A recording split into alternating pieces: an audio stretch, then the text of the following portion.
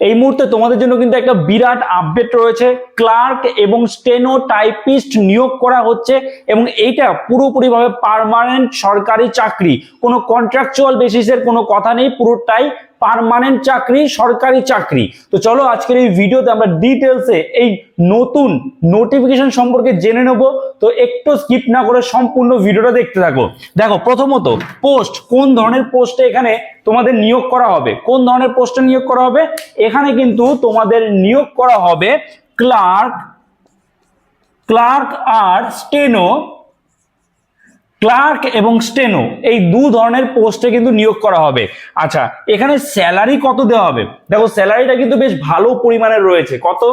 Minimum salary তোমার রয়েছে 19,900, maximum 63,200। এবং এটা কোন ক্ষেত্রে? এটা তোমার ক্লার্ক পোস্টের ক্ষেত্রে।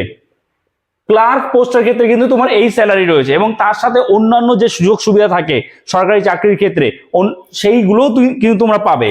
তার সাথে সাথে এখানে দেখতে পাচ্ছ 21,700 টাকা থেকে 69,100 টাকা, এটা কিন্তু স্টেনো পোস্টের ক্ষেত্রে তোমাদের স্যালারি। ঠিক আছে, তো এই গেল তোমাদের স্যালারি।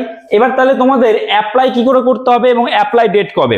অ্যাপ্লাই অনলাইনে করতে হবে, অফলাইনের কোনো ঝুট ঝামেলা নেই। অনলাইনে তোমরা এখানে অ্যাপ্লাই করতে পারবে এবং অ্যাপ্লাই ডেট কবে? অ্যাপ্লাই অলরেডি স্টার্ট হয়ে গেছে 6/4/26, এই তারিখ থেকে কিন্তু অ্যাপ্লাই স্টার্ট হয়ে গেছে। লাস্ট ডেট কবে? 26/4/26, অর্থাৎ এপ্রিল মাসের 26 তারিখ অবধি তোমরা এখানে অ্যাপ্লাই করতে পারবে। আচ্ছা, অ্যাপ্লাই মোড আমি তো প্রথমে বলে দিলাম, অ্যাপ্লাই মোড হচ্ছে তোমাদের এখানে অনলাইন, অনলাইনে তোমরা এখানে অ্যাপ্লাই করবে। এজ, কত এজ চাওয়া হয়েছে এখানে এবং অ্যাপ্লিকেশন ফি কত রয়েছে, সিলেকশন প্রসেস কি রয়েছে সব বলবো, একটু ওয়েট করো।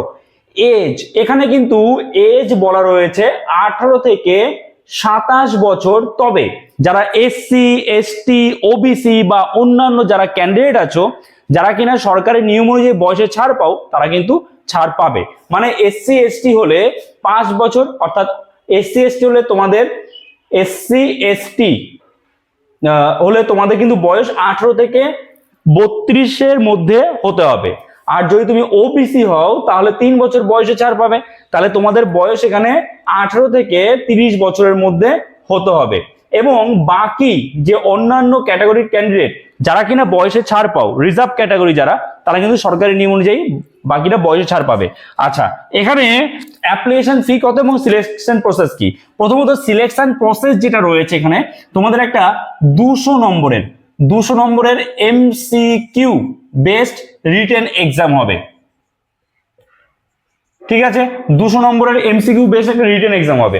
দ্বিতীয়ত যেটা হবে সেটা হচ্ছে কম্পিউটার টেস্ট। এবার দেখো, কম্পিউটার টেস্ট মানে তোমার এখানে বেসিক কম্পিউটার জানা থাকতে হবে, বেসিক বা ডিপ্লোমা 1 বছরের একটা সার্টিফিকেট তোমার থাকতে হবে এবং আজকালকার দিনে সবারই থাকে প্রায় বলতে গেলে।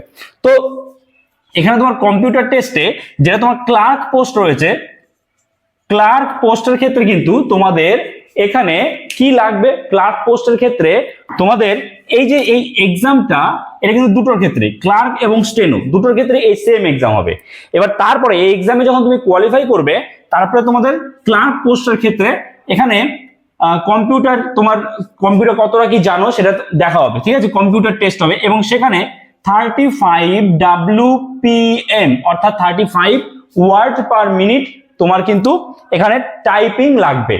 35 WPM টাইপিং লাগবে এবং তার সাথে তুমি কম্পিউটার ঠিক মতো চালাতে পারো কিনা, মোট কথা ডিপ্লোমা তোমার সার্টিফিকেট থাকবে, যেরকম হয় বেসিক নলেজ সেটা তোমার লাগবে।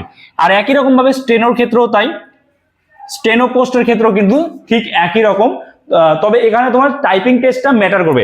এখানে তোমার ক্লার্কের ক্ষেত্রে 35 WPM হলেই তুমি কোয়ালিফাই করে যাবে, কিন্তু স্টেনের ক্ষেত্রে কিন্তু তা নয়। স্টেনোর ক্ষেত্রে তোমাকে এখানে কম্পিটিশন করতে হবে, ঠিক আছে, তোমার টাইপিং টেস্টের উপরে। আর ক্লার্কের ক্ষেত্রে 35 WPM হলেই তুমি পাস। ক্লিয়ার, বোঝা গেছে? আচ্ছা, এবং এরপরে কি হবে? এরপরে তোমাদের মেরিট লিস্ট জারি হবে, তারপরে ডকুমেন্ট ভেরিফিকেশন হবে, মেডিকেল হবে, এই তো, তারপরে তোমার চাকরি। আচ্ছা, এইবার বিষয়টা হলো কোয়ালিফিকেশন কি? কোয়ালিফিকেশন কি হবে? এখানে কোয়ালিফিকেশন কি চাওয়া হয়েছে? গ্র্যাজুয়েশন। যে কোনো শাখায় তুমি যদি গ্র্যাজুয়েট হয়ে থাকো, যে কোনো শাখায় তুমি যদি গ্র্যাজুয়েট হয়ে থাকো, তাহলে তুমি এখানে অ্যাপ্লাই করতে পারবে। কোনো রকম নম্বরের কড়াকড়ি নেই, গ্র্যাজুয়েট হলেই, গ্র্যাজুয়েশন থাকলেই তুমি এখানে অ্যাপ্লাই করতে পারবে। ঠিক আছে, আচ্ছা এবার এখানে অ্যাপ্লিকেশন ফি কত টাকার চেয়েছে? অ্যাপ্লিকেশন ফি যারা জেনারেল ক্যান্ডিডেট আছো তাদের কিন্তু 1000 টাকা লাগবে, কিন্তু বাকি এসসি এসটি ওবিসি যারা রিজার্ভ ক্যাটাগরি ক্যান্ডিডেট তাদের মোটামুটি এখানে 500 টাকা কিন্তু অ্যাপ্লিকেশন ফি লাগছে, 500 টাকা তাদের অ্যাপ্লিকেশন ফি লাগছে। কি বললাম বোঝা গেল? আশা করি বুঝতে পেরেছো। আমি এই ভিডিও ডেসক্রিপশনে আমাদের টেলিগ্রাম চ্যানেলের লিঙ্ক দিয়ে দিচ্ছি, তোমরা সেই লিঙ্কে ক্লিক করলে আমাদের টেলিগ্রাম চ্যানেলে জয়েন হয়ে যাবে এবং তারপর সেখান থেকে এর যে অফিসিয়াল নোটিফিকেশনটা সেটা কিন্তু পেয়ে যাবে। ঠিক আছে, এবং সেটা দেখে ভালো করে বুঝে শুনে তারপরে অ্যাপ্লাই করবে। এবার দেখো তোমাদের বলে দিই যে এই যে নোটিফিকেশনটা বেরিয়েছে এটা কোথায় বেরিয়েছে? এটা কিন্তু চণ্ডীগড়ের নোটিফিকেশন, তবে হ্যাঁ অল ওভার ইন্ডিয়া থেকে সবাই অ্যাপ্লাই করতে পারবে। আর এক্সাম সেন্টার চণ্ডীগড়েই কিন্তু পড়বে, এমনটা নয় যে তোমার কলকাতা ওয়েস্ট বেঙ্গলের কোথাও একটা পড়বে। এক্সাম সেন্টার তোমার চণ্ডীগড়েই পড়বে, চণ্ডীগড় থেকেই বেরিয়েছে। এবার দেখো যারা সিরিয়াস ক্যান্ডিডেট, যারা প্রিপারেশন আছে তারাই কিন্তু একমাত্র অ্যাপ্লাই করো, কারণ এখানে অ্যাপ্লিকেশন ফিটা কম না, যথেষ্ট, এবং তোমাদের পরীক্ষাও কিন্তু দিতে যেতে হবে সেই চণ্ডীগড়ে, চণ্ডীগড়ে পরীক্ষা দিতে হবে। ঠিক আছে, আশা করি তোমরা বুঝতে পেরেছো। তো যদি এই ভিডিওটা তোমার জন্য হেল্পফুল হয়ে থাকে অবশ্যই একটা লাইক করে দিও, চ্যানেলে নতুন হয়ে থাকলে চ্যানেলটাকে সাবস্ক্রাইব করে আমাদের পাশে থেকো। তো চলো দেখা হচ্ছে নতুন কোনো ভিডিওতে, সবাই ভালো থেকো।